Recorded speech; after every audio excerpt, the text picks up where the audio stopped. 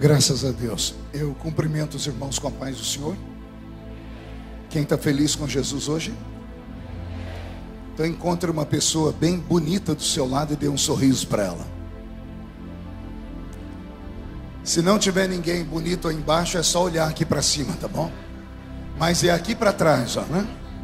Pastor Zilmar, pastor Silas, pastor Niltinho, pastor Ezequiel Montanha, a esposa do pastor Nilton. Aqui estão as pessoas mais bonitas do estado de Santa Catarina. É uma alegria poder estar aqui nesta festa missionária. E que saudade de ver esse povo reunido. E finalmente podemos dar glória a Deus sem máscara no nosso rosto. Aquela mordaça no nosso rosto, aquela focinheira tem que ser aposentada em nome de Jesus, né?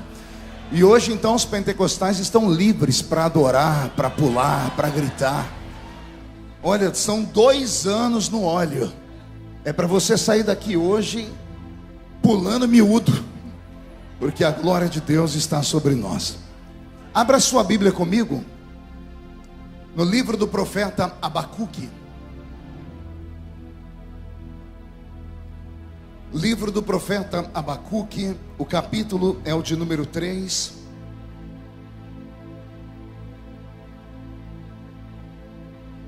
E leremos alguns versículos aqui do livro do profeta Abacuque. Enquanto os irmãos estão se ajeitando aqui na frente, outros estão procurando o texto, quero cumprimentar as autoridades que aqui estão, autoridades eclesiásticas, as autoridades políticas. Eu vi aqui no púlpito o nosso deputado Ismael, que tem aí um sonho gigantesco para esse ano, e em nome de Jesus o sonho já é uma realidade. O estado de Santa Catarina precisa, e eu preciso do Senhor lá do meu lado. Não sei se Jesus vai me deixar voltar para lá, mas se eu voltar, o Senhor vai ser meu guarda-costa lá, né? Porque Ele é mais alto do que eu, pastor. Deus abençoe o Senhor, seu trabalho, tá bom? Parece que o Júnior, o vice-prefeito da cidade, está aqui também tem um sonho, e esse sonho há de ser concluído. Só depende dos catarinenses, tá bom? Porque se depender de oração, a oração já subiu. Deus abençoe muito. Livro do profeta Abacuque, capítulo de número 3. Quem encontrou, diga amém. Quem não encontrou, peça socorro. Tem gente que não achou ainda. Está na Bíblia, viu? Fica tranquilo. Que tem gente procurando na harpa, não encontrou na harpa, está na Bíblia. Os que estão sentados podem estar em pé em reverência à leitura. Eu sei que você fez uma manobra para sentar aqui na frente, já você vai ficar sentado.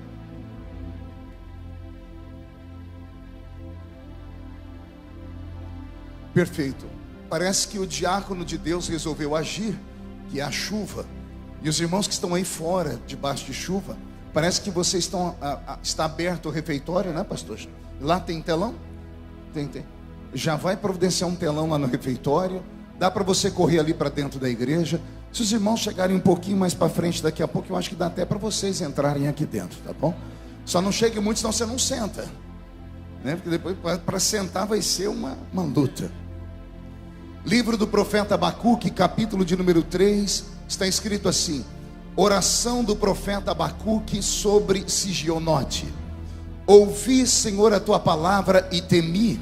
Aviva, ó Senhor, a tua obra no meio dos anos. No meio dos anos a notifica, e na ira lembra-te da misericórdia. Amém, igreja? Como o texto é curto, eu vou ler mais uma vez para a palavra criar raiz no nosso coração. Oração do profeta Abacuque sobre Sigionote. Ouvi, Senhor, a tua palavra e temi. Aviva, ó Senhor, a tua obra no meio dos anos. No meio dos anos a notifica, e na ira lembra-te da misericórdia. E quem crê nesse texto, dê um glória a Deus. Coloque a Bíblia no banco, na cadeira, e você poderia pegar na mão da pessoa mais perfumada do seu lado?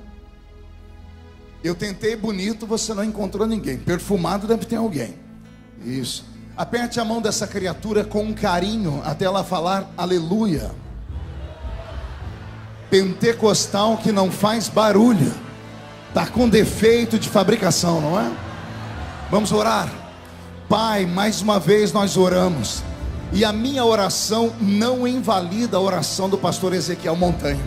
Pelo contrário, a minha oração se soma a dele.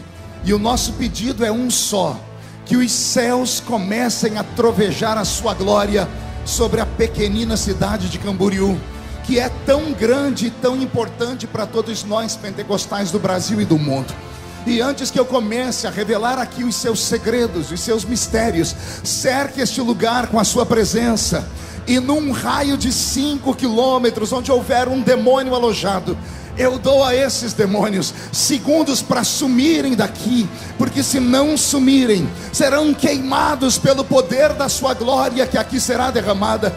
Rasgue os céus sobre o estado de Santa Catarina, manda anjos de fogo descerem aqui, que estes anjos desçam trazendo brasas de fogo nas mãos, comecem a esparramar estas brasas entre nós, e onde houver um crente cheio do Espírito Santo, pega ele, Jesus, toma ela nas suas mãos agora, agora,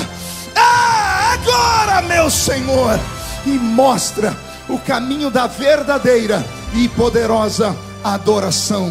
Fala conosco, fica conosco, é o que eu te peço agora e sempre. E toda a igreja diz: os que podem, tome o seu assento, aplaudindo a Jesus, porque Ele é bom, porque Ele é maravilhoso, porque Ele é tremendo. Graças a Deus. Deus está aqui. Querida igreja, noiva do Cordeiro, simpatizantes da nossa fé, amigos que vieram de perto ou de longe, que estão aqui em corpo presente, ou que nos assistem aí pelas mídias sociais, pelos canais oficiais dos Gideões Missionários da Última Hora. Aprove ao Santo Deus, nesses últimos dias, transformar este lugar mais uma vez numa casa de alimentos, não apenas para os que vieram aqui, mas para todos os brasileiros, e por que não dizer brasileiros que moram fora do nosso país, que amam o poder do Pentecoste. Camboriú não é só uma cidade, é um reduto guardado sob a mão de Deus. O Brasil todo, por onde eu já fui, olha que eu já preguei no Brasil em quase, um pouco mais de 4.000 municípios, pastor Nilton. E no mundo, quase 100 países. E não há um lugar onde eu tenha ido que as pessoas não falam, que foram alimentados pelas palavras que saíram aqui, desta doce e santa tribuna. Essa semana foi um alento. Essa semana voltamos a respirar ares de esperança. Desde domingo, esta casa se transformou no palco da revelação divina. O oráculo de Deus foi aqui rasgado. Profetas profetizaram, cantores cantaram, crentes entraram na presença de Deus dançando como Davi. Outros levantaram as suas mãos para cima. Há aqui uma mistura de crentes raízes daquela década antiga, dos crentes Nutella dessa geração mais nova. E não importa as nossas diferenças, o que nos une aqui é muito maior do que aquilo que nos separa. E mais uma vez nós ouviremos uma palavra daquelas que arranca tatu da toca e sabiá do toco. É claro que se houver algum pentecostal que me acompanhe aqui nesta palavra, posso ouvir mais um grito de glória a Deus daquele povo lindo e maravilhoso? Maravilha. Me acompanha aqui o pastor Roberto Marinho, o pastor, não sei se foi o pastor Ezequiel, o pastor Nilton, que falou que ele me acompanha já há um bom tempo. Foi o senhor, né, pastor Ezequiel? Roberto já está comigo há 12 anos, né, Roberto? 13, não, eu proibi ele de falar esse número, tá? 12,5 é 14, né? E você entendeu o mistério, né, João? Então, 12 anos e meio ou 14. Retroceder nunca, render-se jamais. Ah, meu Deus, esse povo é tudo doido, né? E o Roberto, eu tirei ele lá dos Estados Unidos. Ele trabalhava com o pastor Benny Hinn, pastor Silas. Aí ele veio para o Brasil trabalhar com o pastor Benny Ruim, né? Que sou eu. Então me ajude aí, viu, Roberto? Minha equipe também está aqui o João. Cadê o João? O senhor conhece aquele menino lá, pastor Nilton? A mesa diretora conhece ele, pastor Montanha? O João é quem cuida aqui da igreja de Floripa. O João é um discípulo meu, tem uma empresa de mídias sociais. Eu estou aí dando cursos de teologia para todo o Brasil, e ele que cuida de tudo isso, é daqui. Não por muito tempo, eu vou sequestrar ele daqui e levar ele lá para São Paulo, tá bom, João? Deus abençoe sua vida. Queridos, vamos ao que nos interessa. Eu não sei se a mensagem dessa noite vai te agradar, se você vai gostar dela. Já tem muito tempo que eu deixei de ficar imaginando como seria a noite. Quando eu era mais menino, quando eu era um jovenzinho ainda, quando eu não tinha barba branca, porque eu frequento esse púlpito aqui, se não me falha a memória, há 22 anos. Eu acho que sou o pregador mais longevo aqui. Já me chamam de vovô dos pregadores, pastor Niltinho. Então, depois de 22 anos pregando na mesma festa, você para de ficar imaginando o que o povo quer ouvir. Você passa a se preocupar com aquilo que o povo quer ou que o povo precisa e vai ouvir. Então, eu não vim aqui nessa noite ser um pregador, eu vim ser um profeta sobre a sua vida. E eu espero que essas profecias daqui, as quais eu vou liberar sobre a sua vida, encontre um espaçozinho no seu coração e na sua mente. Abrir a Bíblia Sagrada no livro do profeta Abacuque é quase que uma tortura para os crentes, porque o livro é tão pequeno que ninguém encontra. Eu estava pregando na minha igreja, lá onde eu pastorei um dia desse, e a minha sogra estava no culto, e eu falei, vamos abrir a Bíblia no livro do profeta Ageu. E eu fiquei olhando para ela. Ela começou em Gênesis, foi até o Apocalipse e deu meia volta. Ela botou a Bíblia num canto e pegou a harpa assembleiana daquelas. E eu li nos lábios dela, você é louco, não tem na Bíblia. Eu disse, tem, o livro é pequenino, só tem que ter paciência para encontrar. O livro do profeta Abacuque é pequenino assim também, a gente quase não enxerga ele. Em algumas Bíblias, cuja letra é bem pequenininha, só tem uma folha. Então olha aqui um recado para você que quer ser chamado de intelectual. Chega na escola, no meio do trabalho, diga assim, essa semana eu li um livro inteiro. E as pessoas vão ficar de queixo caído, porque brasileiro não gosta de ler. Só não diga que foi o livro do profeta Abacuque, senão vão te dar um cascudo na cabeça. Porque você lê ele em menos de 10 minutos. A Bíblia Sagrada é esse livro lindo. A palavra Bíblia vem do grego biblos, que significa biblioteca, um ajuntamento de livros. A nossa Bíblia protestante tem 66 livros. 39 livros estão no Velho Testamento. 27 livros estão no Novo Testamento.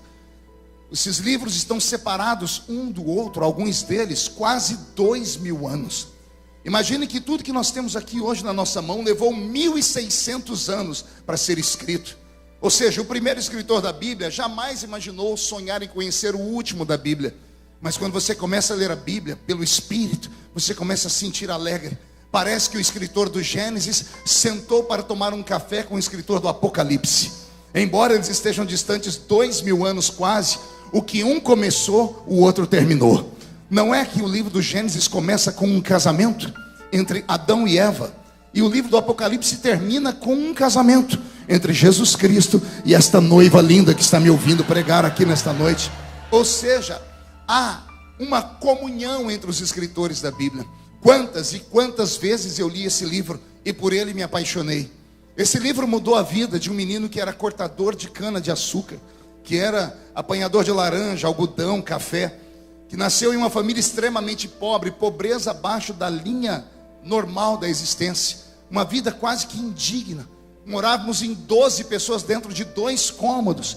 E quando eu encontrei nesse livro palavras de fé, que diziam o que eu era, coisa que ninguém nunca havia me dito, porque quando eu andava pelas ruas, os apelidos que eu tinha era trombadinha, filho de mãe solteira, menino pobre da Vila Tatu, menino que não tomava banho direito, menino macuquento e coisas assim.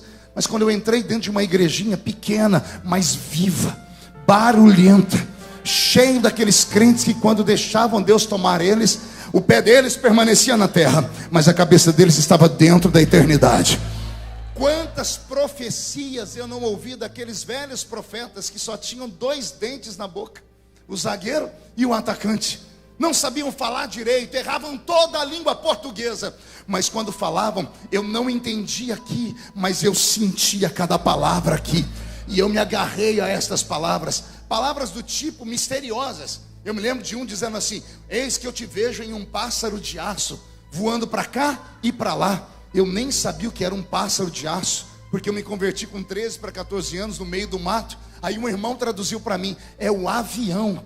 E eu fiquei com o olho espagalhado, esbugalhado, olhando para o céu. Quando passou o primeiro avião, eu dei um grito: eita, que um dia eu vou estar aí dentro. E os meninos que estavam do meu lado tiveram uma crise de riso. Eu falei: vocês estão rindo por quê? Eles disseram: olha onde você mora, na Vila Tatu, filho de uma mãe solteira. A sua mãe não sabe ler nem escrever, é uma lavadeira, e você um dia quer voar lá em cima. Eu disse: vou voar, porque a nova religião que eu tô, tem uns homens e umas mulheres lá que são profeta, e eles falaram que eu vou, e se falaram é porque eu vou. Vou e ponto final. Hoje, com 49 anos, sei que estou com cara de 60 e o corpinho de 70. Eu enjoei de avião. Para eu ir em Goiânia essa semana, o Roberto teve quase que fazer uma obra de boa cumba, porque crente não faz macumba. Para eu entrar dentro do avião, um avião pequenino, eu falei, não entro dentro dessa lata aí de jeito nenhum. Mas não tinha outro jeito, era entrar ou não ir pregar. Olha como Deus faz. Este Deus nunca mudou. E a presença dele está aqui nessa noite. Ele é o Deus das coisas pequenas. Assim como pequeno é o livro do profeta Abacuque. Eu me lembro a primeira vez que eu tive um vislumbre do livro do profeta Abacuque, eu fiquei sem dormir. Era lá no salãozinho, pastor Daniel Candês, de uma igreja, no salãozinho da Rua 1, lá na minha cidade, pastor Nilton. Tinha um salãozinho que era um bar antigo, e a Assembleia de Deus que eu congregava alugou o bar. E nós tínhamos um culto lá, pastor Zilmar. E sentávamos lá 20 crentes, quando estava cheio dava 25.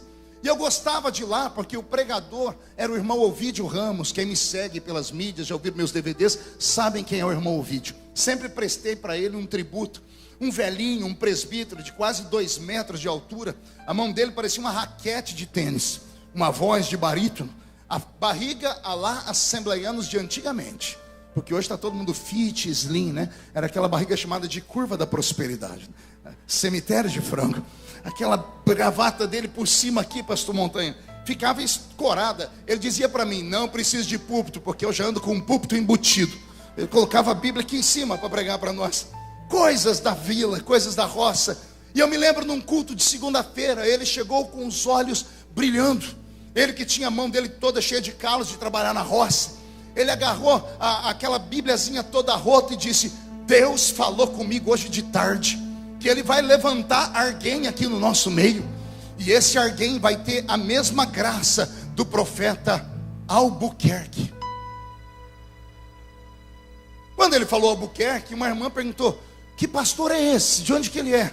Um diz, deve ser americano, salãozinho pequeno, todo mundo escuta. O outro falou, não, deve ser com esse nome, é europeu. Aí o irmão Ovídio riu com aquela boca dele simples, assim, não gente, vocês não estão lendo a Bíblia. O Albuquerque é o da Bíblia. Alguém disse, mas não tem Albuquerque na Bíblia, Ovídio. Ele se ajeitou e disse, tem sim. O Albuquerque falou assim, aviva Senhor a tua obra. Aviva a tua obra no meio dos anos. No meio dos anos, notifica. E Naíra, lembra-te da misericórdia. Quando ele recitou esse versículo, caiu sobre mim uma graça, um fogo, uma unção, uma presença. O meu corpo de menino se arrepiou, os meus olhos ficaram lacrimejando. E eu comecei a entender que o nosso Deus era real. Não era apenas um Deus das Escrituras, era um Deus presente. Foi aí que eu comecei a amar esse livro e a estudar esse livro. Mas tudo começou com o velho profeta Abacuque. O tempo foi passando e eu comecei a estudar. O dia que eu descobri as profundidades do livro de Abacuque, eu confesso aos irmãos, eu chorei muito. Pense num profeta que por Deus foi livre de mortes. Digo isso porque o Velho Testamento e até mesmo os profetas do início do Novo Testamento, todos eles foram sacrificados. Todos eles morreram no calvário do martírio. Isaías cerrado pelo meio. Jeremias morreu de tuberculose, trancado na masmorra de um palácio de um rei, porque foi acusado de ser falso profeta. E tudo isso porque profetizou 40 anos e em vida nunca viu nenhuma de suas profecias se cumprirem. Aí o político da época, com homem completamente avesso a Deus, julgou e condenou o profeta Jeremias, chamando ele de falso profeta. Faltar-me tempo aqui para contar a história dos outros profetas. Só vou lembrar um do Novo Testamento, João Batista, que morreu com a sua cabeça arrancada e colocada em uma bandeja de prata. Assim terminavam os profetas. Abacuque recebeu uma bênção de Deus. Não sei se era pelo coração dele, não sei dizer se é porque Deus o escondeu. Eu sei que o profeta Abacuque não morreu martirizado. Deus deu a ele longevidade. E a longevidade de Abacuque deu a ele a graça de profetizar por dezenas de anos, décadas a fio. É bem verdade que no seu tempo Israel, a quem ele profetizou, também não ouviu. Aquele Israel do Velho Testamento, Israel, não era apenas uma nação, era o retrato de uma igreja. O Velho Testamento todo é escrito em torno da vida de uma igreja. A igreja do Velho Testamento. Eu sei que alguns teólogos que estão me assistindo agora vão dizer, não pastor, igreja é um termo grego. E a palavra grega é com a qual foi escrito o Novo Testamento. O Velho Testamento todo é escrito em hebraico, em aramaico, até algumas línguas extintas. Então não havia igreja no Velho Testamento, pois eu afirmo, havia uma igreja no Velho Testamento. Esta igreja era a nação de Israel. Ora, se a palavra igreja, que vem de um verbo grego, eclésia ou eclesia, que significa chamados para fora. Diga comigo, chamados para fora. 1, 2, 3. Isso é o que significa a palavra igreja. Eu posso afirmar categoricamente que no Velho Testamento tinha uma igreja também. Porque esta igreja vai nascer com Abrão, aquele a quem Deus trocou o nome e colocou o nome dele de Abraão. Nasceu no dia em que Deus foi à tenda dele e disse: Abraão, sai para fora, sai da sua tenda e sai para uma terra que eu ainda vou te mostrar. Se o termo no Novo Testamento é chamados para fora, e no Velho Testamento Deus usa Abraão para ser o pai da igreja, chamando ele de sai para fora, eu posso acreditar que havia sim uma igreja no Velho Testamento. E me dá dores, pastor Roberto Marinho, falar da igreja do Velho Testamento. Uma igreja que faliu, uma igreja que fracassou, uma igreja que afundou, uma igreja que naufragou. E ao naufragar, ao invés de sobreviver se atracando a pedaços de madeira, a pedaços de profecias, a pedaços de palavras de fé, simplesmente deixaram ser sugados para o fundo do mar por falta de esperança. E é por isso, e somente por isso, que quando terminamos o Velho Testamento no livro de Malaquias, Deus se tranca no céu e por 400 anos não conversa mais com a raça humana. Se você não sabia, aprenda. Temos 2 testamentos por isso. No Primeiro Testamento, no Velho Testamento, na Primeira Aliança, no Antigo Pacto, Deus tentou de tudo. Mas todos os homens com quem Deus fez um pacto, estes homens quebraram o pacto. Deus levantou Adão, Adão pecou. Deus levantou os filhos de Adão pecaram. Deus levantou Moisés para ser o maior pastor do mundo. Imagine os senhores receberem uma igreja com 3 milhões de membros, prontinha. Foi isso que Moisés recebeu. Ele recebeu uma igreja que tinha 600 mil homens de guerra. Homens de guerra eram homens que tinham exatamente 30 anos de idade. Eram homens que tinham a sua emancipação dada pelos judeus. É por isso que o ministério de Jesus Cristo começa com 30 anos. É por isso que só com 30 anos ele vai ser batizado, ou seja, ele está emancipado. 600 mil homens com 30 anos saíram do Egito. Suponhamos que cada homem tivesse uma esposa, no mínimo um filho. Um homem com 30 anos é suposto que ainda tenha o pai vivo e a mãe viva. 5 pessoas em uma família, 5 vezes 600, 3 milhões de pessoas. Moisés recebe uma igreja com 3 milhões de pessoas e ele só tem uma função. Pergunte qual? Só falo se todo mundo perguntar. Tirar esta igreja do Egito e levar esta igreja para Canaã. Tirar de onde? E levar para onde? Saudade dos velhos tempos, quando nós não tínhamos música bonita ainda, mas os nossos pais cantavam corinhos que arrebatavam a gente.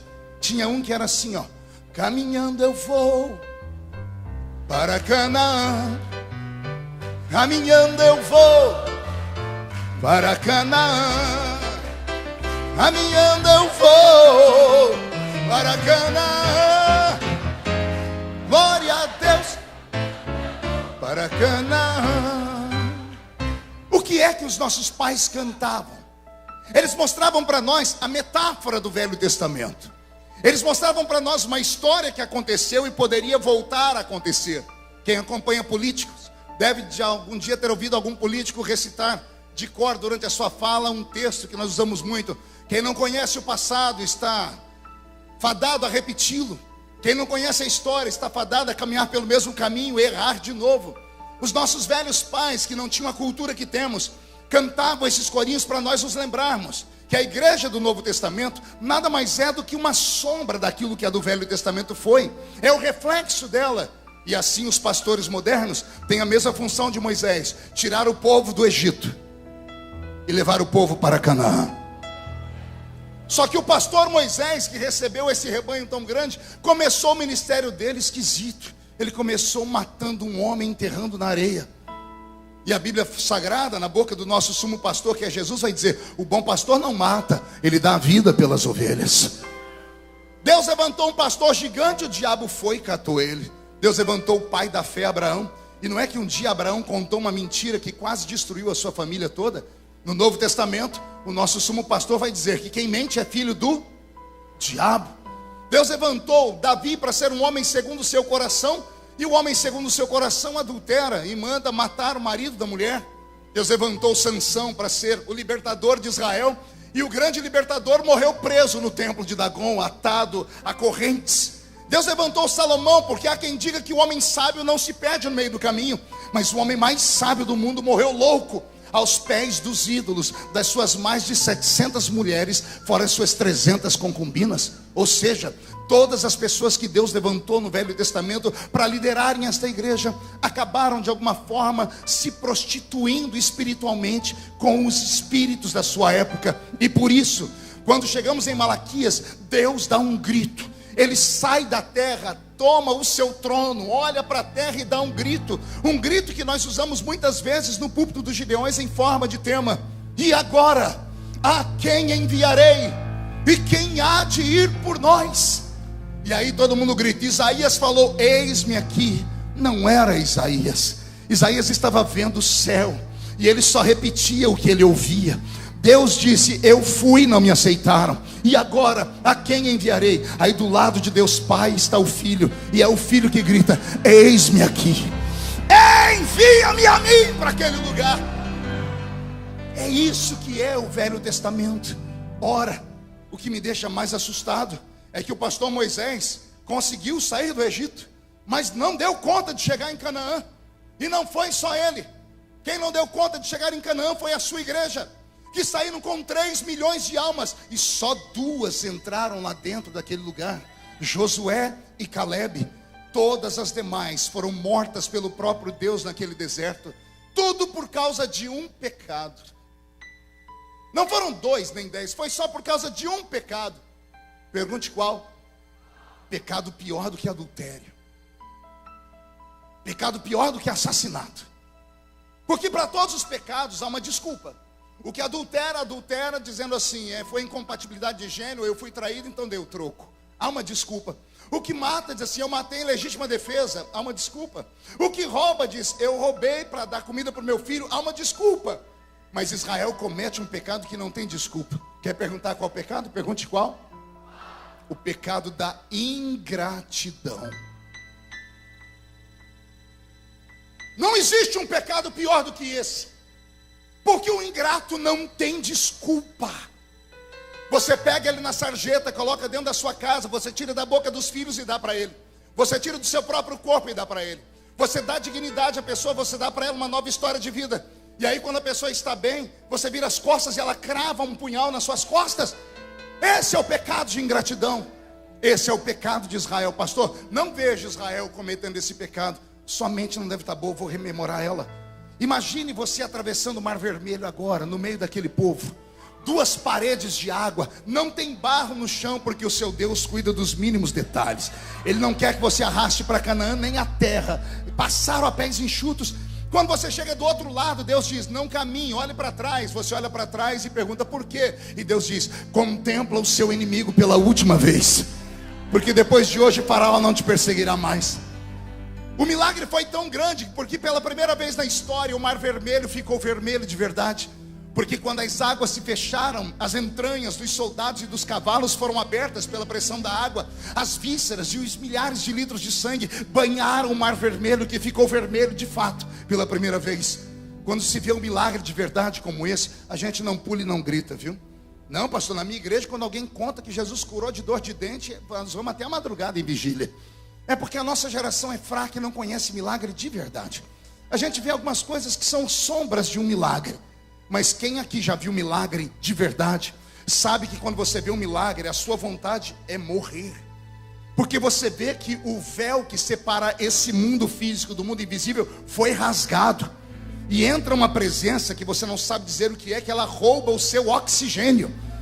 Eu me lembro de um milagre violento que eu vi no continente africano, quando as irmãs do ciclo de oração de uma igreja ficaram de pé para dançar, porque elas não tinham instrumentos, então os instrumentos eram bater o pé no chão e as mãos.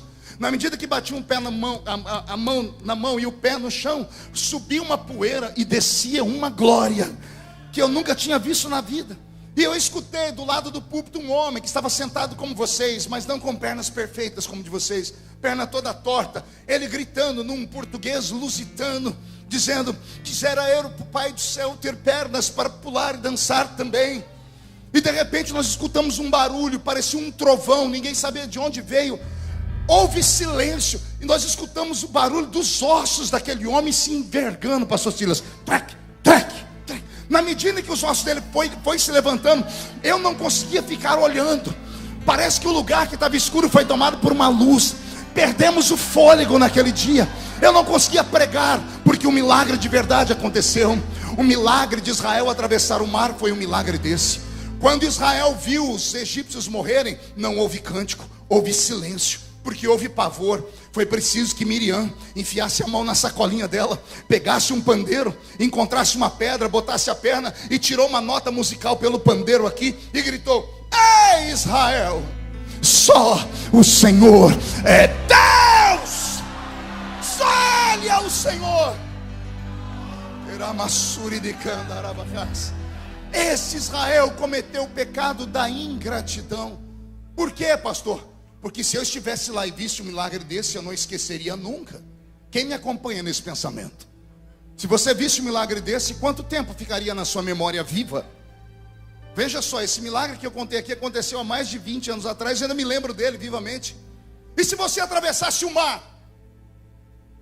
Pois eu vou te dizer quanto tempo durou na mente dos hebreus. Não se escandalize. 3 dias. 3 dias.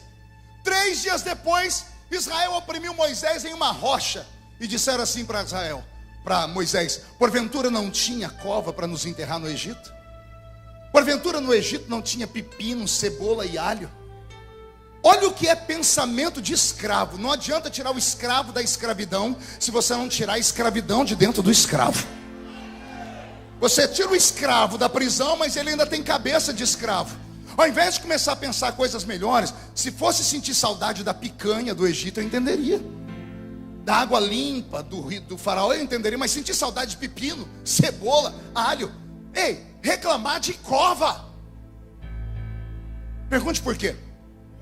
Porque quando escravos se reuniam, só falavam dos sonhos deles. E como eles estavam escravizados há mais de 11 gerações, 430 anos, ou melhor, quase 11 gerações, porque uma geração é 40 anos na Bíblia, 430 anos, quase 11 gerações, depois de estar escravizado, o pai foi escravo, o avô foi escravo, o bisavô, o tatataravô, até chegar 11 gerações atrás, todo escravo que nascia, já nascia sonhando: meu sonho é ser enterrado numa cova. 7 palmas, não quero ser jogado em qualquer lugar, eu quero um enterro. Foi isso que eles reclamaram com Moisés. Não tinha cova para nos enterrar lá. Moisés não sabia o que dizer. Isso causou uma ira em Deus, que Deus disse: vou matar esse povo. E Moisés por 3 vezes intercedeu. Na última vez, Deus fez uma proposta indecente para Moisés. Eu disse proposta o quê?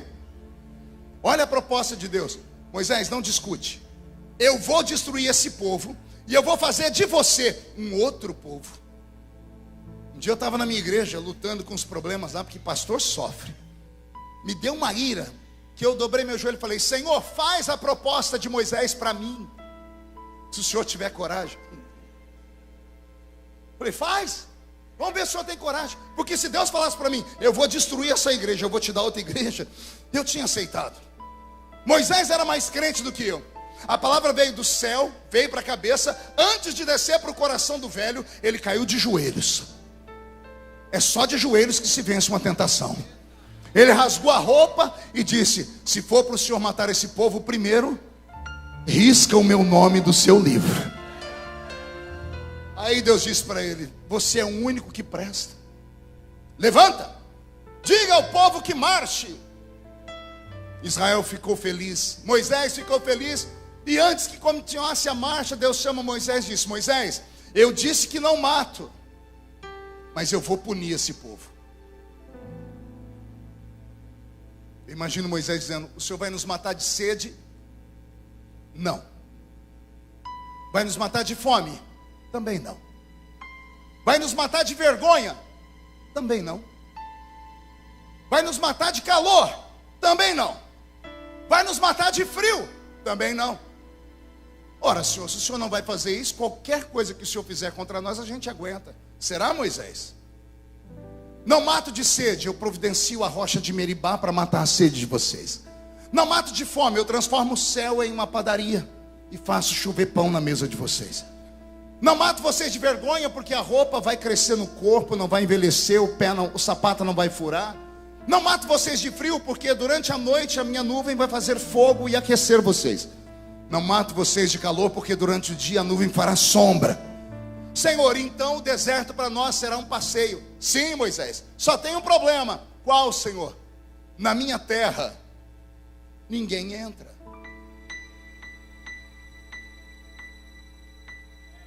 Eu vou falar de novo. Você vai ser próspero lá na sua igreja.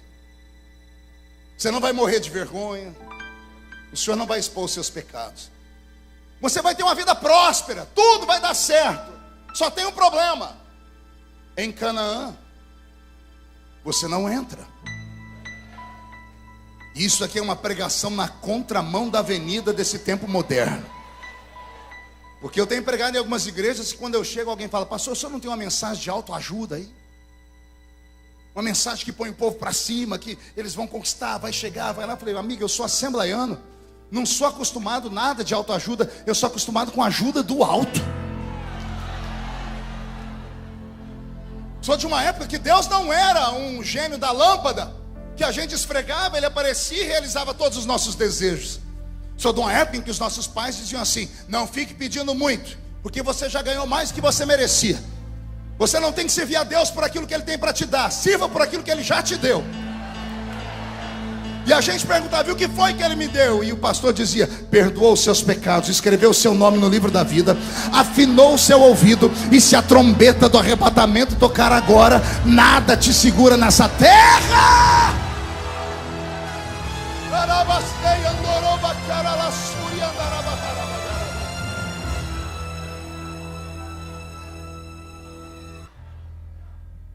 A igreja do Velho Testamento fracassou. O Senhor arrancou o seu espírito da terra por um tempo. Ele olhou para aquele povo e disse: vocês não merecem a minha presença e a minha glória. E é esta igreja do Velho Testamento que Abacuque por um tempo pastoreou. Ao pastorear esta igreja e sobreviver até o auge dos seus 70 anos, e o que eu vou falar agora, eu aprendi com um rabino lá em Israel, em uma temporada que eu fiquei lá. Há em Israel uma tradição que diz que os profetas que sobreviviam a todo o império, aos impérios, às lutas políticas, e fosse fiel ao Senhor, no final dos seus tempos, Deus dava a eles um presente. Pergunte o quê? Antes de jubilar os profetas, o Senhor deixava eles fazer um último pedido.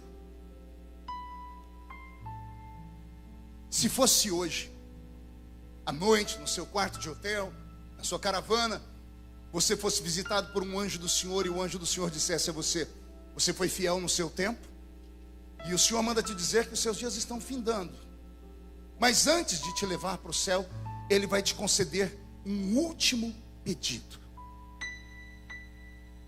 O que você pediria? Pode confabular, pergunta para o irmão do seu lado. É um último pedido. Você vai partir dessa para outra. Eu fiquei imaginando, quando o rabino me contou isso, é simples. Eu, no lugar de Abacuque, pediria mais dias para viver, longevidade de dias. Não podia pedir eternidade, mas viveria um tempo. Eu pediria dignidade, porque não tem nada pior do que você envelhecer sem saúde. A velhice, para mim, é o maior castigo que Deus deixou na terra para o ser humano. Pior até que a própria morte. Porque na velhice, sem saúde, você não tem dignidade.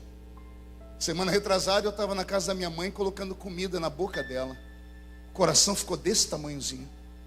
Eu colocando comida na boca dela, e eu olhava para aquela senhora, e eu lembrava ainda de uma mulher forte, que me acordava de manhãzinha para me levar para a creche. E lá com 5, 6 aninhos, ela pegava um ovo cozido, que ela deixava meio mole, meio duro, e colocava sal. Era o meu café da manhã. Eu lembrava dela colocando na minha boca, não com colher, era com cabo de uma colher. E eu agora estava fazendo o papel inverso. Olhei para a velha, me lembrei que tinha comprado um pacote, ou 2 ou 3 de fralda geriátrica. Como a vida é enganosa. A velhice sem dignidade é triste. Se você é um velho com saúde, dá glórias a Deus. Ore para Deus dar longevidade aos seus pais, mas com saúde. Na ausência da saúde, se Deus não mandar um milagre, pede para Deus aliviar.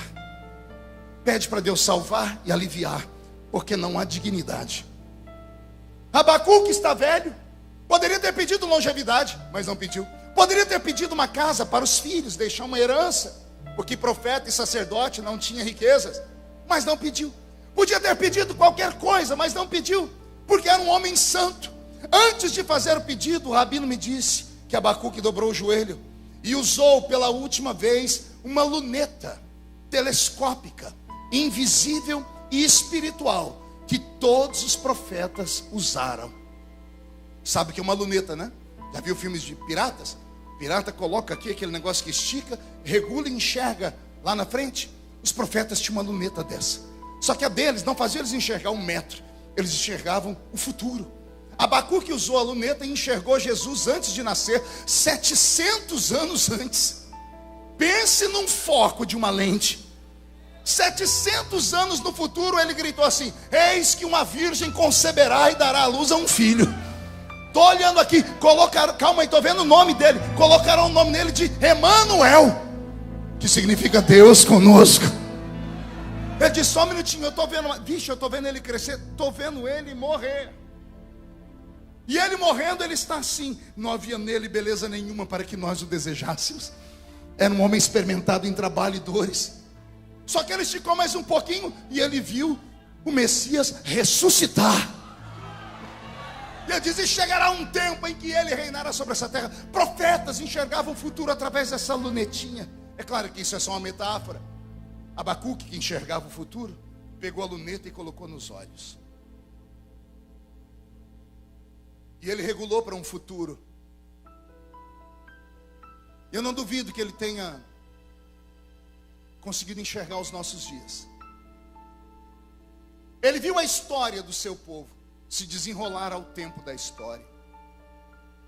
Quando ele olhou, ele viu a diáspora dos judeus, eles ficando sem terra e correndo o mundo inteiro como errantes. Ele assistiu Jerusalém ser destruída 27 vezes, pastor Sila, por causa de guerra. Ele viu o templo de Salomão ser queimado, porque havia muito ouro, prata. Por isso que eles queimaram Jerusalém. Salomão enfeitou Jerusalém com ouro. Havia uma estrada de uma das portas proféticas, que era a entrada do rei, que ela ia direto para o santuário, para o templo de Salomão. Era pavimentada em ouro. Quando entraram os governantes mundanos lá, queimaram a cidade para derreter o ouro e arrancaram o ouro dali. Milhares de anos mais tarde, aquela porta se abre e um descendente de Davi vai entrar. E ele vai entrar em cima de um jumentinho. Alguém se lembrou da profecia que o rei ia entrar, não tinha ouro, então o povo tirou a roupa e colocou. Tiraram os galhos das árvores e colocaram, porque o rei tem que ser recebido com o sacrifício do seu povo. Aleluia. Ele assistiu em loco Israel se perder. Ele viu seus filhos se desviarem. Mude a música, Bento. Ele viu seus netos se tornarem ateus. Ele enxergou Nietzsche, um filósofo judeu, que decretou a morte de Deus no seu tempo. Ele enxergou outros judeus que ganharam um prêmio Nobel porque fizeram coisas boas para nós, mas esqueceram que Deus era de verdade. Ele viu os cânticos da Bíblia serem apagados. Ele viu a falência dos salmos. Ele viu as histórias serem deixadas de contar. Ele enxergou os nossos dias e nos viu aqui. Pastor, mas o que temos nós a ver com eles? Nós somos a extensão de Israel. Nós somos o novo Israel. Não entendeu? Vou falar de novo. Eu não estou pregando aqui para brasileiros hoje. Eu estou pregando aqui para um novo Israel. É João quem disse: ele veio para os judeus, mas eles não aceitaram. Mas a todos quanto receberam, deu-lhes o poder de serem feitos filhos do Deus vivo. Abacuque enxergou os nossos dias e ele viu tudo se perder com o tempo. E me perdoe, porque nesse momento eu vou ficar um pouquinho saudosista, mas eu acho que como velho de barba branca eu tenho todo o direito.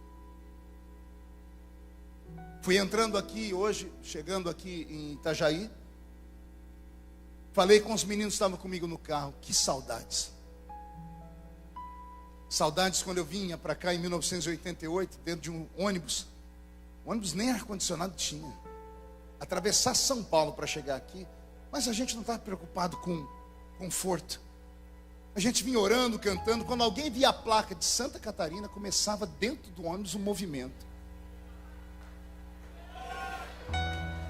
Quando a gente via a placa Camboriú, o fogo descia. Nesse mesmo lugar aqui, não tinha esse pavimento. Aqui tinha uma cozinha. A gente fazia uma fila imensa para comer aqui aquela comida abençoada. Aquele arroz vaticano em papa. A gente não vinha por causa da comida, não aquela. A gente entrava no banheiro e até para fazer as necessidades a gente tinha que se cobrir, porque tinha uns profetas que entravam dentro do banheiro. Eu vi, ninguém me mandou, eu vi um irmão sentado lá e um outro com a mão aqui em cima, profetizando. Eu vi, ninguém me falou, eu sou testemunha, não mentiria num lugar santo como esse. Eu vi aquele ginásio antes de ser estendido e o púlpito era do lado oposto. Quando numa manhã missionária levantou 2 profetas ao mesmo tempo, um no início e o outro no fim, e o ginásio quietou, e os 2 profetas profetizavam a mesma coisa. Não tinha microfone, então Deus deu aos 2 a mesma palavra. Eles paravam, oravam em línguas juntos e soltavam a profecia. Saudade daquela manhã missionária.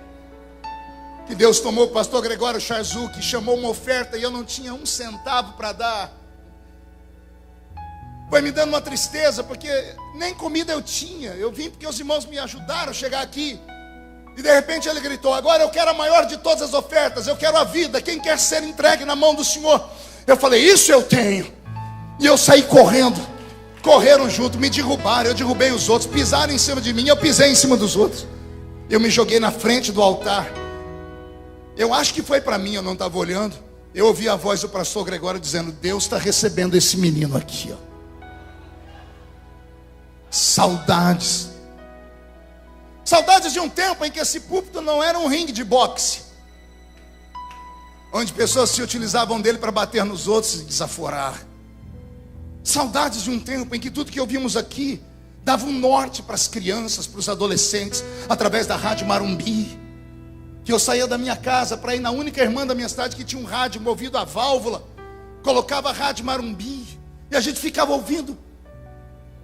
As nossas referências não eram o Neymar, não era o Ronaldinho Gaúcho, não era o Ronaldo Fenômeno, não era o Cristiano Ronaldo, não era a Bruna Marquezine.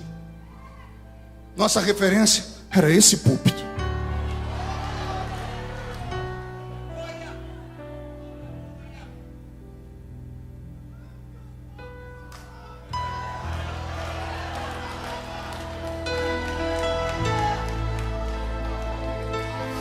Saudade das lágrimas do velho pastor Cisina, que plantou dentro de nós a paixão pela África, a paixão pelo Amazonas, a paixão pelos esses países do mundo. Não havia obstáculos, não havia falta de fé, a gente não se preocupava, a gente sabia que o que era falado ia acontecer. Essa tarde eu falei: Senhor, renova os nossos dias como dantes. Que caia sobre todos os gideonitas nessa noite uma nova história.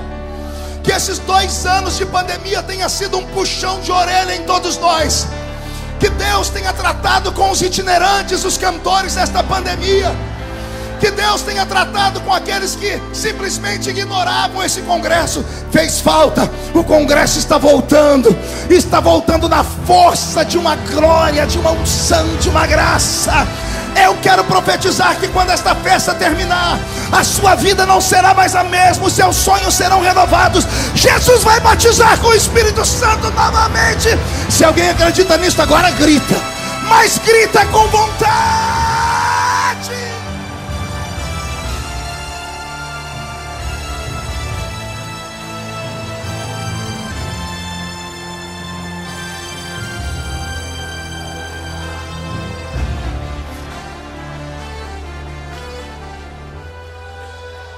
O velho Abacuque, depois que viu tudo acabar, depois que ele viu a igreja perder o rumo do caminho da pureza, da santidade, ele abdicou do seu último pedido.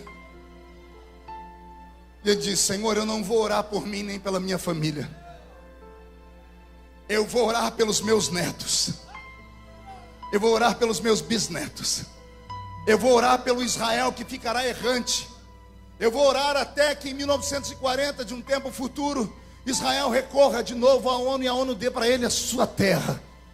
E Senhor, eu estou enxergando aqui um brasileiro ajudando a assinar o papel, o Oswaldo Aranha. Estou enxergando algo, ainda há esperança. Eu quero acreditar que Abacuque, depois de ter visto tudo isso, ele encheu o pulmão de ar e disse: Senhor, aviva a tua obra, não só nos meus dias, aviva a tua obra amanhã, depois de amanhã, avive a tua obra no decorrer do meio dos anos, aviva a sua obra até o arrebatamento da igreja.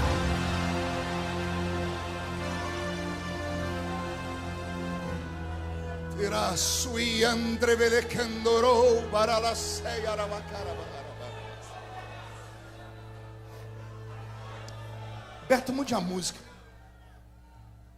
Esta pandemia trouxe muitas lições. Essa pandemia brancou o mundo. Fiquei 2 anos dentro de casa. E eu agradeço a Deus por ter ficado. Teve um dia, me deu um faniquito, uma angústia. Peguei o carro e saí andando sem rumo na minha cidade. Passei por uma rua e vi a velha igrejinha onde eu aceitei Jesus. Parei o carro, sentei no meio fio e fiquei olhando para dentro das grades da igreja. Como a mente da gente é prodigiosa. A minha mente começou a desenhar imagens da minha infância. Eu garotinho chegando naquela igreja, fui lembrando de escola dominical, fui lembrando de tudo. Foi uma viagem no tempo, Abner. Foi uma coisa bonita. Só que de repente, parece que eu escutei o culto. A igreja estava fechada, mas eu escutei o culto. Eu escutei os irmãos orando. Eu lembrei de pelo menos umas 3 línguas estranhas. Dos irmãos da minha época, tinha um que orava a oração dele no final do culto. A primeira vez que eu vi, eu perguntei se a mãe dele era dona de uma floricultura. Ele perguntou por quê. Eu disse: você ficou o culto inteiro falando samambaia, samambaia. Que samambaia é essa? Era a língua estranha dele. Eu me lembrei. O coração foi ficando pequeno. Falei: Jesus, para as lembranças. O Senhor disse: você entrou, agora não tem como sair. Aguenta. Eu olhei para a esquina e me vi menino entrando, subindo a igreja, atrasado, olhando para um reloginho digital igual o do Bolsonaro. Meu Deus, estou atrasado. O atrasado meu era 7h05, porque o culto começava às 7h30, mas para nós já era atrasado, porque 7 horas era lei estar dentro da igreja. 7 horas cada um tinha o seu canto e íamos orar. Chegar às 7h05 era um transtorno, porque a gente tinha que sair pulando os irmãos. E o medo de esbarrar nos irmãos que estavam orando. Tinha uns irmãos que, você chegava na igreja, eles ainda estavam no átrio, mas tinha uns que já estavam lá no Santo dos Santos. Eu ia para o grupo de mocidade, que ficava de lado, assim, o púlpito aqui, círculo de oração de cá, a mocidade de lá. Eu entrei, antes de ir para o grupo de jovens, eu olhei para o púlpito. Dependendo dos pezinhos virados para trás, eu já sabia quem ia dirigir o culto. Quando eram os presbíteros que tinham lá, não dava muita empolgação, porque tinha uns lá que era muito bruto. Eles começavam o culto com um sininho. Alguém lembra de sininho aqui? Chacoalhava aquele sininho até quietar todo mundo. Tinha um outro que começava o culto batendo palma. Amém, amém, amém, amém. Vamos ficar em pé, vamos orar. Mas tinha um velhinho lá, que era o meu pastor. Pastor José Bispo dos Santos. Um baiano sem pescoço. Tem 2 tipos de baiano, com pescoço e sem. O baiano sem pescoço, cuidado com ele. A cabeça é colada aqui.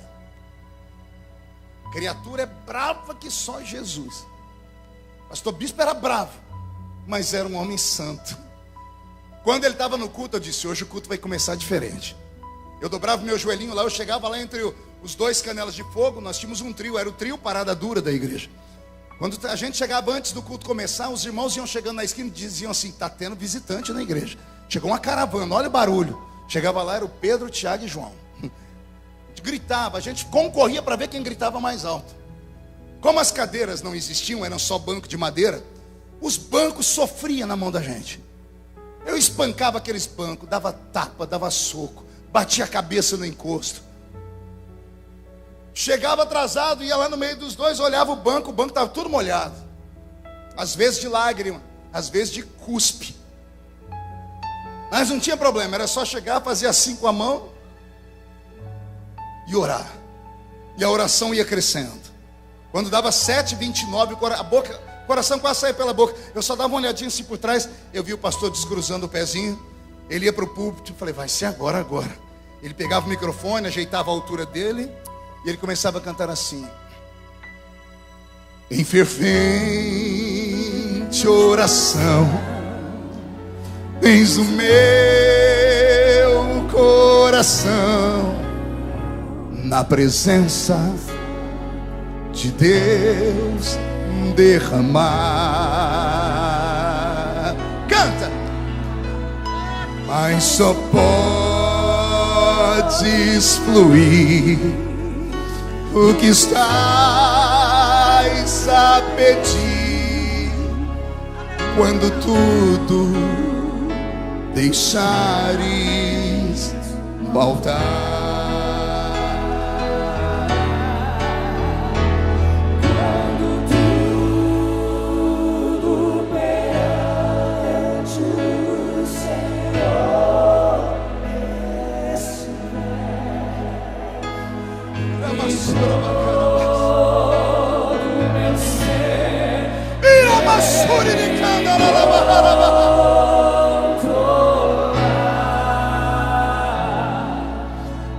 Só então hás de ver que o Senhor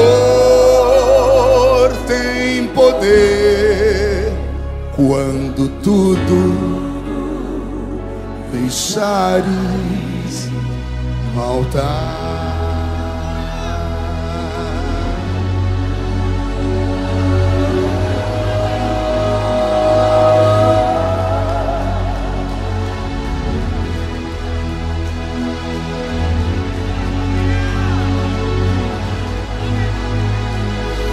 Aviva a sua obra, Senhor. Aviva a sua obra no meio dos anos. No meio dos anos, notifica. E na ira, lembra-te da misericórdia. Você consegue levantar a mão direita para o céu?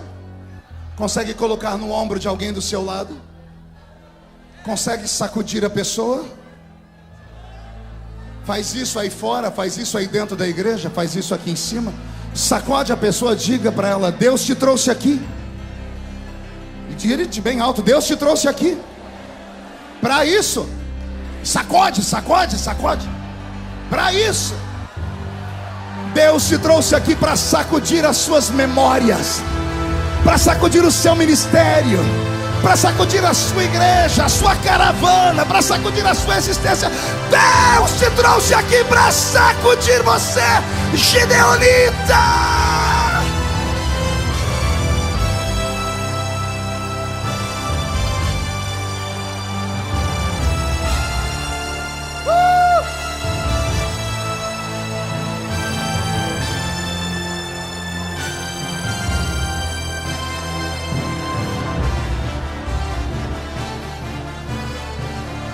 Olhe para mim. Aguenta, coração. Isso é os Gideões. Por isso a fúria do diabo. Que o diabo vá se lascar no inferno.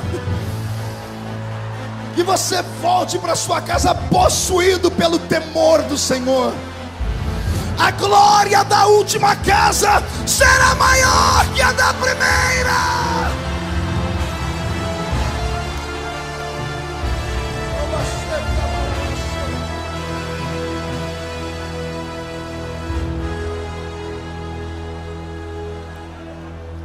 Abacuque. Sente só mais um pouquinho.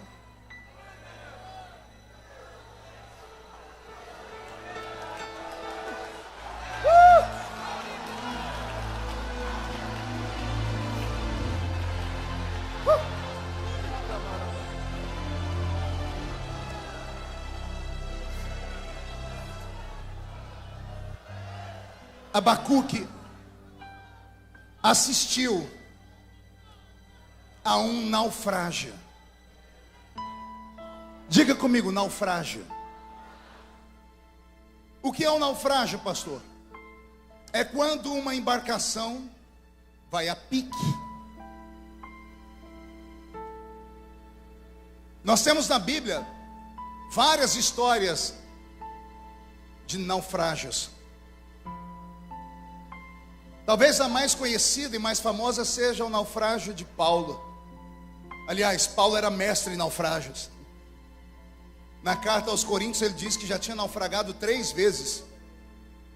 Vai escrever Atos dos Apóstolos, Lucas é obrigado a dizer, pois teve uma 4ª vez. Ele foi colocado dentro de um barco. Era um barco mercantil, porque o barco já era cheio de trigo. Vai vendo, vai anotando aí. Era uma embarcação cheia de trigo. E tinha alguém cuidando da embarcação. E esse alguém que cuidava da embarcação só podia ouvir 2 pessoas, o capitão e o mestre. Mas tinha Paulo dentro da embarcação. E Paulo é profeta. E o profeta falou para eles, não sigam viagem, porque vai haver perda de matéria e de vidas. E o centurião que cuidava daquela embarcação disse assim, não, eu vou ouvir o capitão porque ele conhece a técnica. Eu vou ouvir o mestre porque ele sabe ler as estrelas e o sol. E Paulo era só um presidiário. Aliás, não conta para ninguém. Todo mundo pensava que ele era um presidiário. Tinha 276 almas dentro do barco. 275 achavam que ele era um presidiário, mas não sabiam que ele era o capitão. Vou começar a revelar. Na visão humana, presidiário. Na visão divina, capitão do barco. Ouviram os homens da terra. Veio uma tempestade que durou 2 semanas, 14 dias. Capítulo 27, verso 20 de Atos dos Apóstolos diz assim, e por 14 dias não houve sol nem estrelas. Caiu sobre eles uma nebulosa. Como é que chama aqui quando a gente está passando, cai aquela nuvem que a gente não enxerga nada? Cerração, neblina, cerração. Caiu uma cerração no mar. 14 dias eles não viam o sol e também não viam estrelas. Ou seja, o dia e a noite para eles era tudo igual. Os homens que estavam dentro do barco, por serem gregos, e o barco era ungido para 2 filhos de Zeus, começaram a fazer suas orações, começaram até a jejuar. Jejuaram tanto que um dia Paulo levantou e disse, gente, o jejum de vocês não está prestando, porque é para a pessoa errada. Posso dar um conselho? E ele dá um grito, eu avisei, eu falei que o barco ia a pique. É a função do profeta. Ninguém gosta de profeta por causa disso. O sacerdote levanta um altar bonito, o profeta diz, assim, destrói e refaz.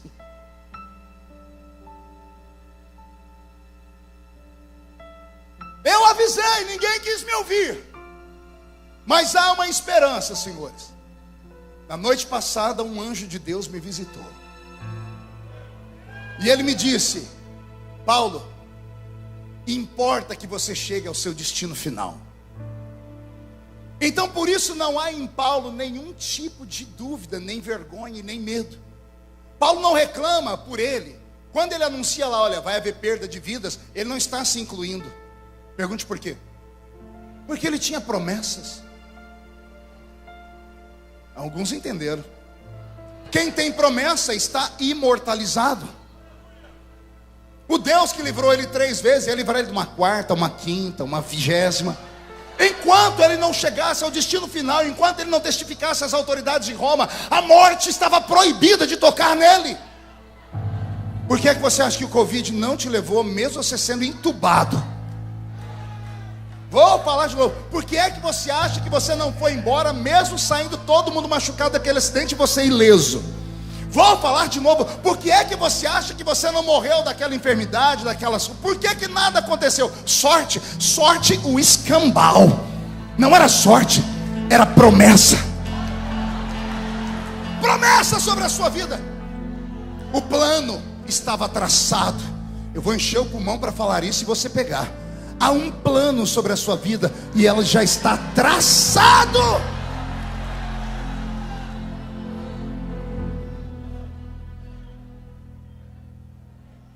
E Paulo disse mais: e o Senhor me disse através do anjo que quem ficar comigo não morre.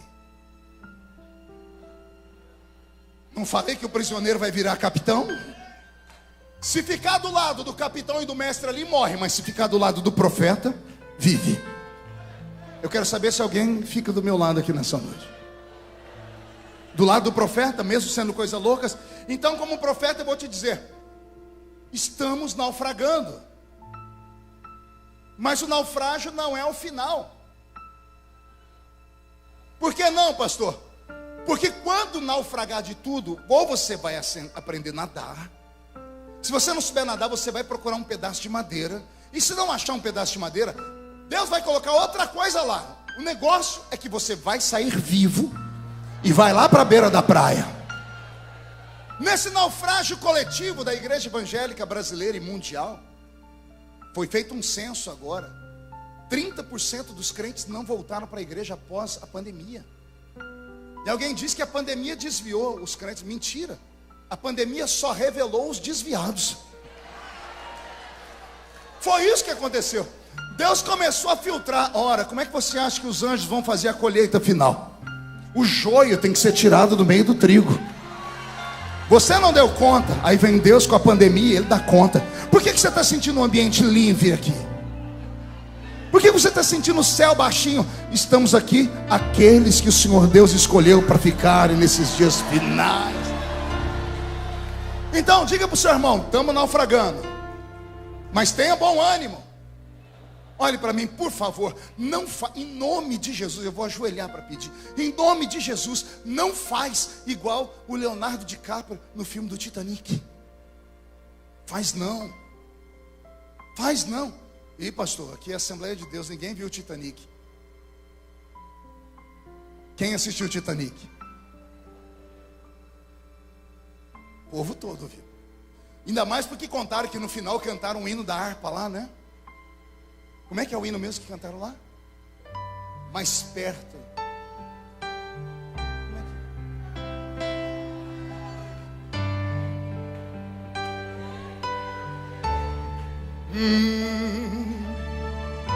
Ainda que seja dor que me una a ti.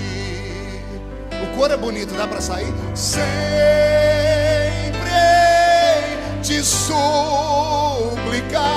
Por quê? Mais perto quero estar.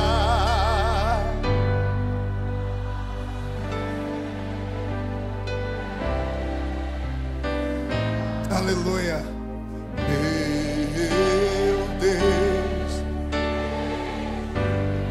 O Leonardo DiCaprio no filme do Titanic não ouviu o louvor, pastor Nilton.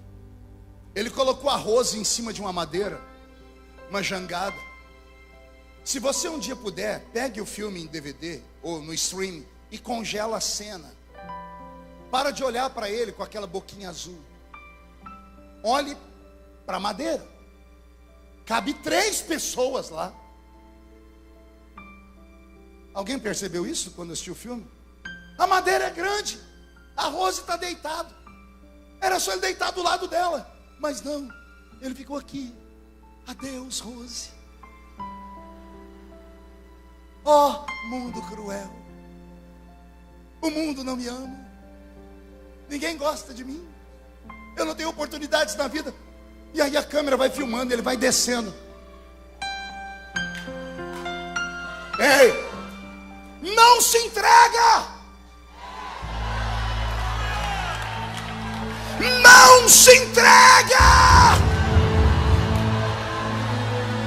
Cadê as câmeras que jogam para a televisão aqui? Fechou a igreja na pandemia, seu covarde. Foi voltar a trabalhar de Uber. Deus não te chamou para ficar atrás de um volante. Ele te chamou para guiar a sua igreja até o arrebatamento. Reage! Reage! É a sua chamada.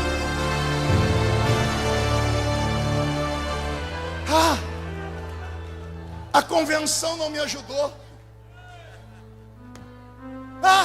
Não me deram dinheiro para cuidar. Vai arrumar um tanque de roupa bem cheio para lavar. Você foi ungido pela terra ou foi ungido pelo céu? Se você foi ungido pelo céu, vem uma, duas, 100 pandemias. Vem a doença que vier, vem a praga que vier, vem a guerra da Rússia. 1000 cai do seu lado, 10.000 cai à sua direita. Você não pode ser atingido, não pode, não pode.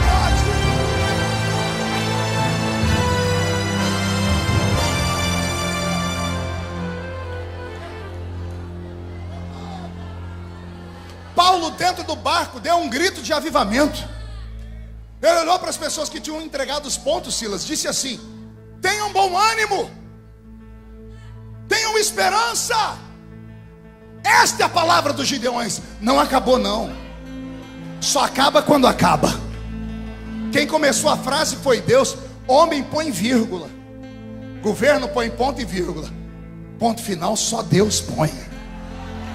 E ainda tem muita história para acontecer na sua casa, nos seus filhos, nos seus sonhos.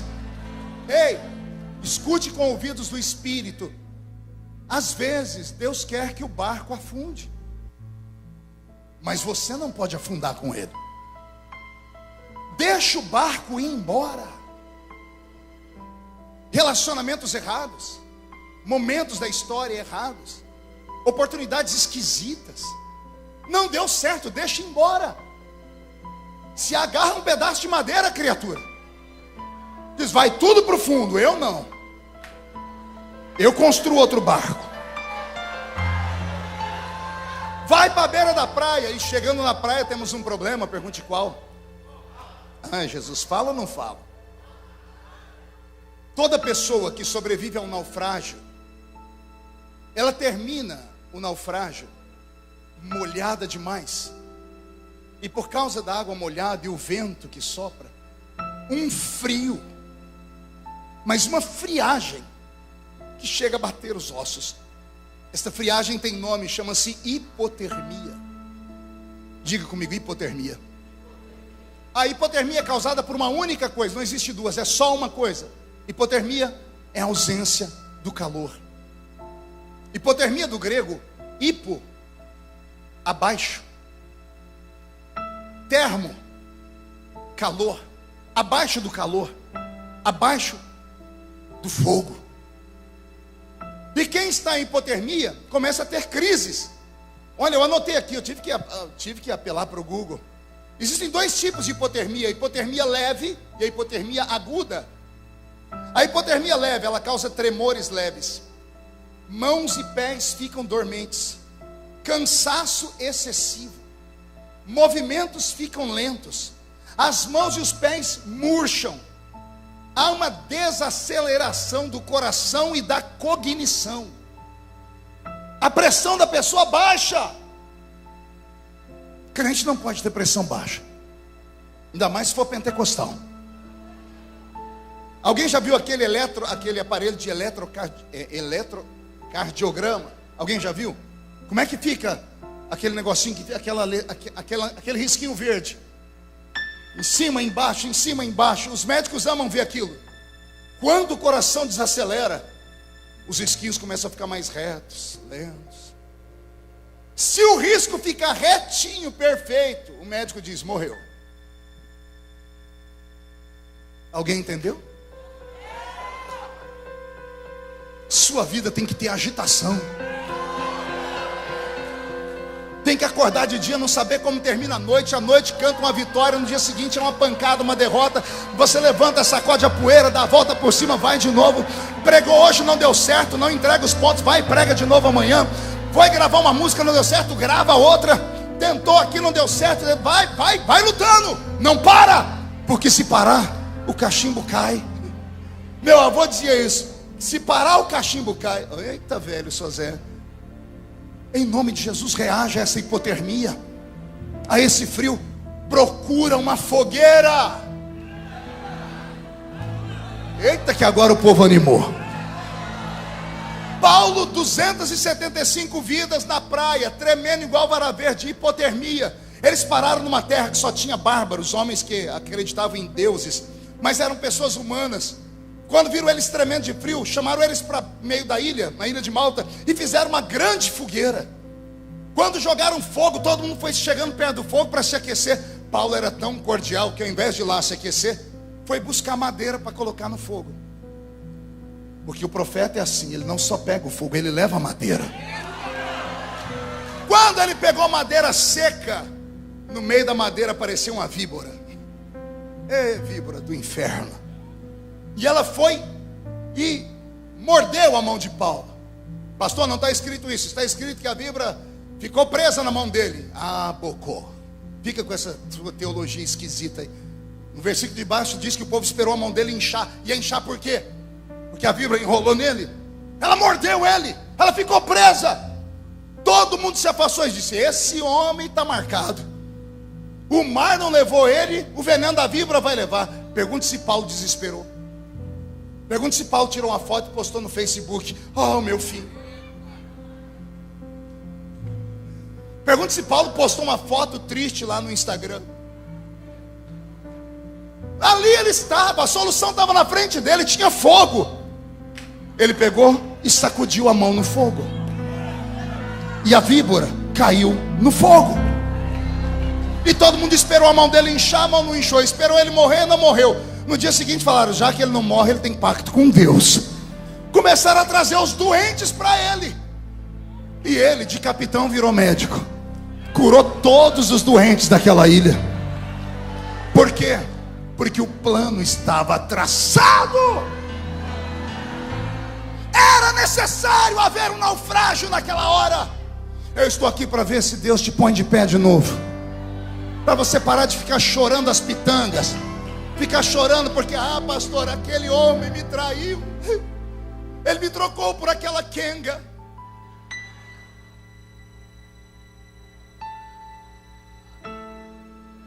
Vamos enxergar de outro ângulo.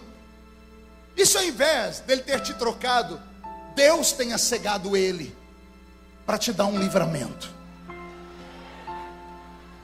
Vamos enxergar por outro lado. Nós somos crentes. Ou a gente acredita que tudo na nossa vida está na mão de Deus, ou a gente rasga a Bíblia. Eu não posso acreditar que o diabo pode ir enfiando o dedo na minha vida de qualquer maneira. Se ele negociou com Deus para tocar em mim e me ferir, Deus tem um propósito. Deus vai me dar em dobro tudo que o diabo levar embora agora. É assim, ponto final. Ei, eu sou um sobrevivente, vocês sabem disso. Tudo comigo vai para o Jornal Nacional. Tem irmão que quando vê faz até o sinal da cruz. Os pregadores aqui do Gideões colocaram um apelido em mim, me chamam de Highlander. Só os mais novos conhecem. Uma série da Netflix, tem um homem lá que ninguém mata ele. Ele toma tiro, facada, só não pode arrancar a cabeça dele. Ele até fica parecendo que está morto, daqui a pouco ele volta à vida. Feliciano Highlander. Já tentaram fazer missa de sétimo dia, não deram conta. Chegaram lá, ó, o caixão vazio, um bilhete: ressuscitei, dá licença que eu estou chegando. Por quê? Porque o plano está traçado. Eu já nem sei que nome eu dou a essa mensagem. Se aviva, Senhor, se plano está traçado, ou se vai naufragar e vai sair. Eu só sei que uma dessas palavras Deus está usando como um anzol. Deus está fisgando você. Eu não sei como você entrou aqui em Camboriú, eu sei como você vai sair. Você vai sair cuspindo fogo. Quando chegar na rua da sua casa, Zé Pilindra, Zé Pilantra, Chucaveira, Tranca-Rua, Preto Velho, Nega Velha vão sair da sua frente. E você vai dizer: sai, porque eu estou chegando. Eu estou chegando. Só quem acredita nessas loucuras, fique de pé, por favor. Fique de pé.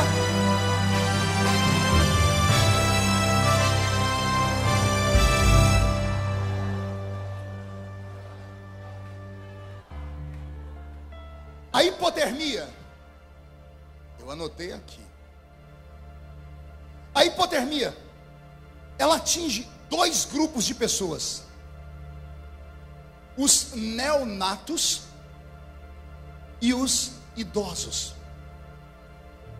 Um idoso, depois de muito tempo, ele perde a sensibilidade, ele não sente o frio e acaba morrendo de hipotermia.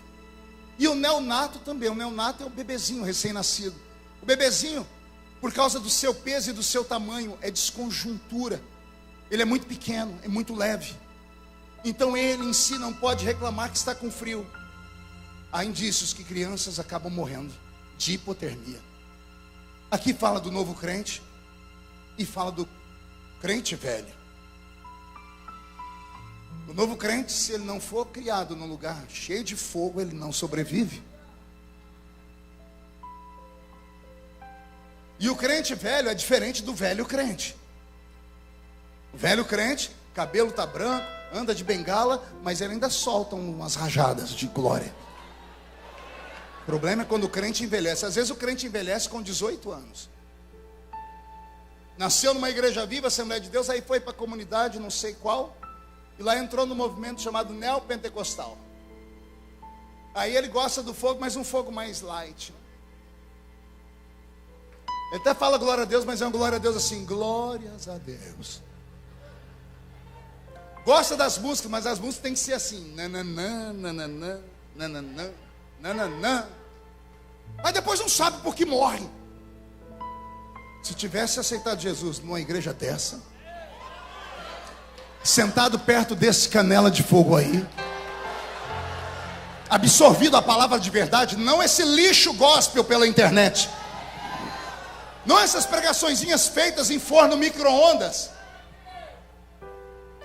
Crente de verdade come comida feita em fogão a lenha. O arroz com suã, o feijãozinho 45 minutos para cozinhar, mas também depois que fica pronto tem sustância, aguenta o tranco. Não fica trocando Jesus por um quimba de cigarro fumado. Não fica dizendo, não vou mais na igreja porque para. Que Deus nesta noite tenha misericórdia da nossa geração. Eu termino dizendo que existem algumas formas de nós tratarmos a hipotermia. Primeiro, tem que sair do frio. Tem que sair do lugar gelado. Acotovela o seu irmão, diga, você entendeu ou não?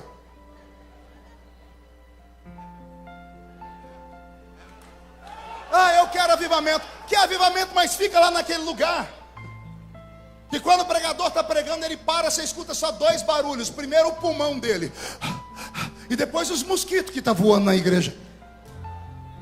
Avivamento não é uma questão louca de mente desequilibrada, de pessoas que têm reações psicossomáticas no seu cérebro, não. Avivamento ainda é uma questão de sobrevivência.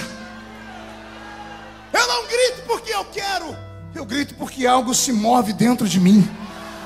Nossos gritos trazem o céu para a terra. Nós cremos no povo da Bíblia que inventou a frase, dá para ganhar no grito sim. Que diga Jericó. Jericó não caiu por causa de uma bomba atômica, caiu porque os crentes danaram a gritar. Grita que a muralha afunda. Reage. Segundo, saiu do frio, tira a roupa molhada e põe uma roupa nova. Se reveste. Ficai em Jerusalém até que do alto sejais revestidos. Se reveste do Espírito Santo. Ah, pastor, o Espírito Santo não gosta de mim, ele não vem onde eu estou. Nem eu gosto de você. Eu estou te olhando aqui já tem quase uma hora. Você não para de me olhar com essa cara feia. Achou que eu tinha esquecido? Essa cara feia parecendo que foi batizado num pote de vinagre.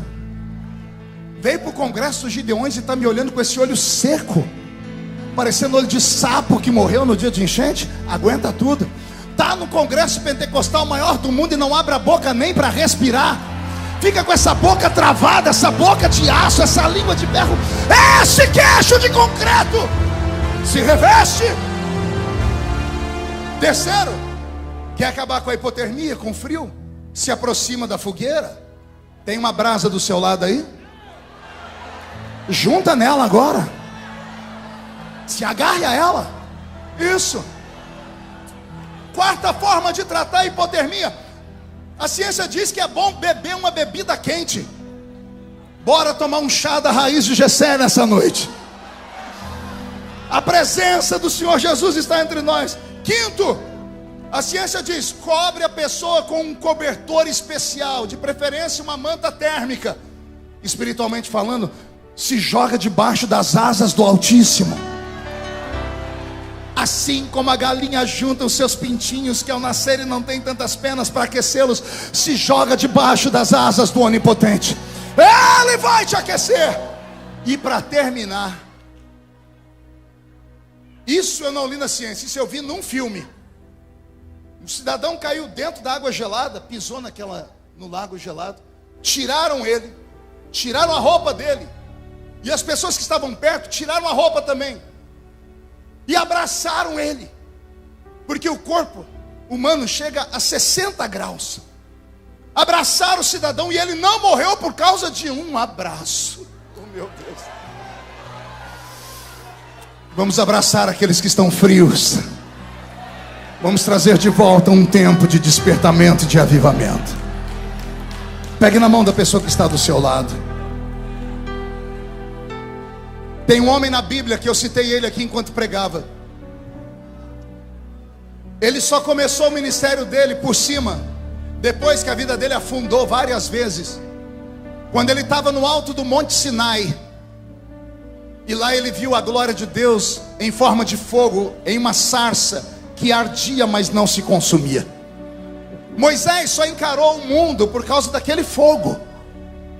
Só que 20 anos mais tarde, Moisés estava na península do Sinai. Ele acordou, viu o povo desviado, ele viu o povo reclamando. Ele se afastou e disse: Deus, eu preciso de um avivamento de novo. Aviva a tua obra. O que você quer dessa vez, Moisés? Eu quero ver a sua glória. Mas eu já te mostrei. Aquela glória foi para aquele dia, aquele avivamento foi para aquele ano. 2 anos sem Gideões. Eu preciso de um avivamento novo. Quem precisa de um avivamento novo? E aí Deus disse para ele: eu vou te dar, mas não pode ser aí embaixo. Sobe. E Moisés começou a subir o monte. Vamos subir o monte comigo aqui? Vamos sair da igreja, vamos entrar nas regiões celestiais. E quando ele chegou na fenda da rocha, Deus disse: eu vou passar de costas, e você vai ver a minha glória. E quando Moisés viu a glória de Deus, o rosto dele brilhou, e ele teve força para caminhar mais 20 anos. Feche os seus olhos. O Roberto vai me ajudar, e nós vamos subir a montanha agora, Roberto. Nós vamos subir como Moisés subiu. Eu quero ver a sua glória. Na fada da casa mais simples, que o anjo da morte não entra. A estrada que corre pro mar, o vento que abre o caminho é você. O poeta diz que Moisés subiu falando isso. O vento, a tempestade é o Senhor. O barco está naufragando porque Ele permitiu. Não se entrega, sobrevive. Vem! A nuvem que aponta o destino é a mesma que encobre o passado. O pão que sacia a fome, a rocha que mata minha sede é você. Quero ouvir um grito da igreja. É você.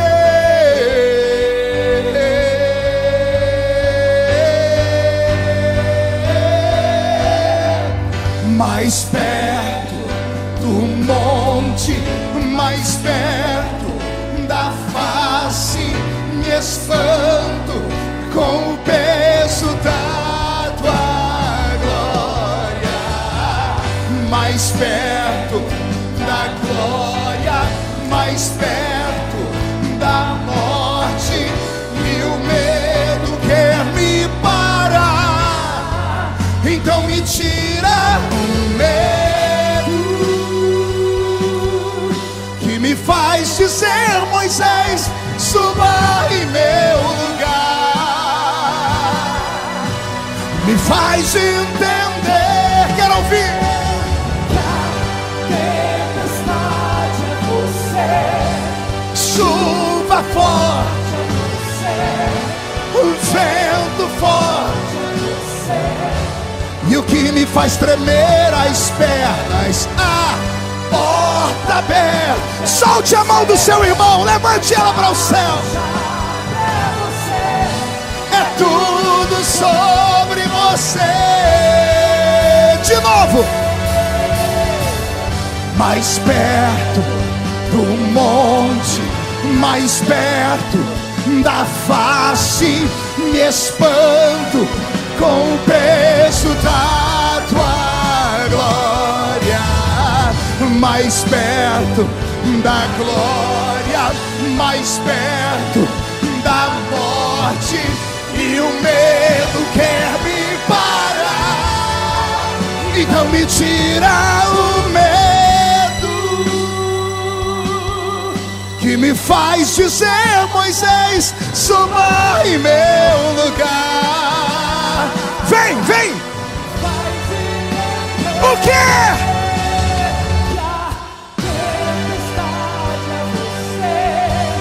Chuva forte,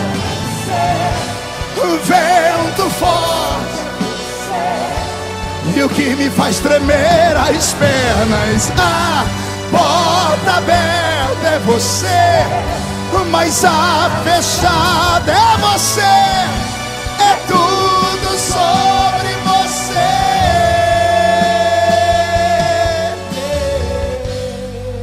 Fecha os olhos. Abre a boca. Levante as mãos para o céu. Os batizados com o Espírito Santo, me deem um coral de línguas. Eu quero ouvir um coral de línguas estranhas.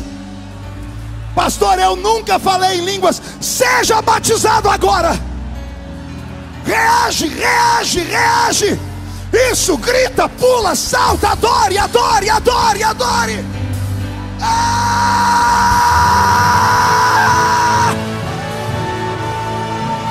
Eu vou subir o monte.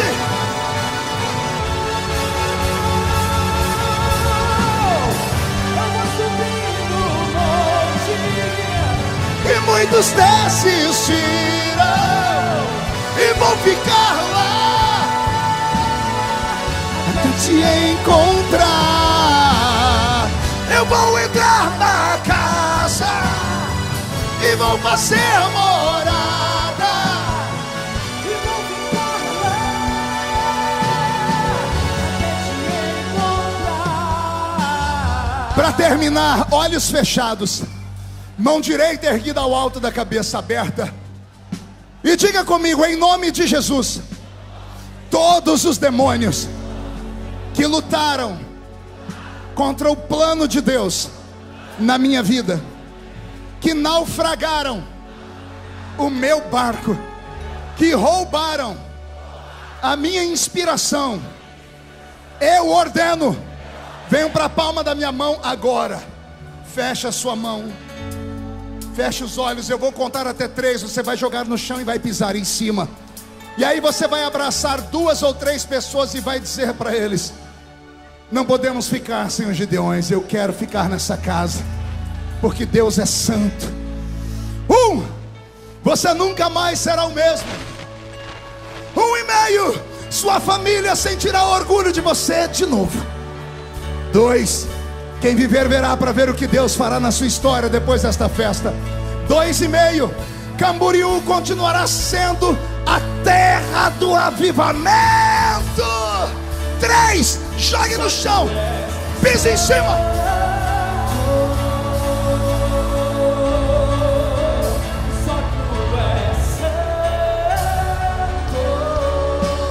Abrace, profetize, profetize e abrace, abrace e profetize, profetize e abrace.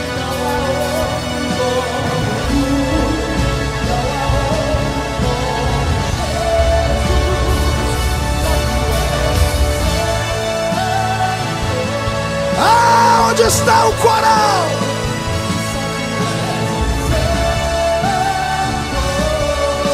Quero ouvir.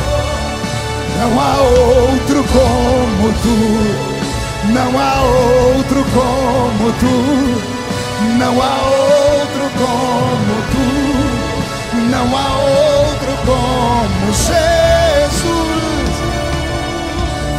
Uma coisa vou pedir, deixa eu ficar neste lugar todos os dias da minha vida. Canta, Gideões! Vou pedir, deixa eu ficar neste lugar todos os dias da minha vida.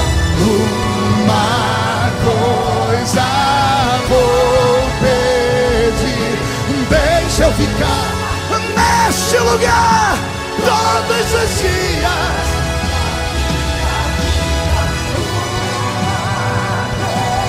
Sai da frente, Satanás! Neste lugar todos os dias.